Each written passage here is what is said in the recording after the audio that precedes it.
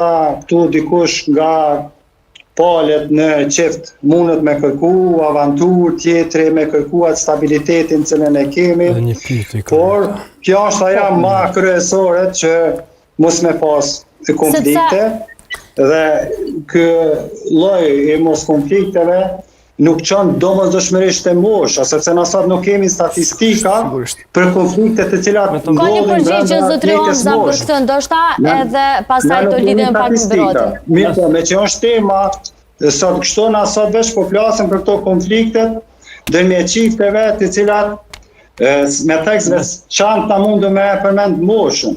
Po. Sepse jemi të drejt minutave të fundit të emisionit, kemi veç edhe... Nëse ta jo domosdoshmërisht mosha, çfarë efekti ka një lidhje kur një femër është 45 vjet, mashkull është 65 vjet? Që nuk kanë fëmijë. Çfarë efekti? Çfarë efekti? Sipas jush? Po flet para se më ardh tek funksioni biologjik riprodhues. Pa është faktor kyç edhe mosha kjo.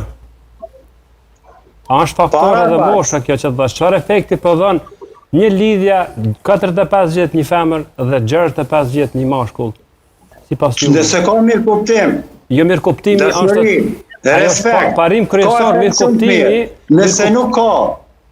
Nëse nuk ka një gjë e tillë, ajo nuk vlen për asnjëherë. Çfarë efekti në krijimin e familjes tu, sipas juve, çfarë efekti krijimin e familjes këtë moshë?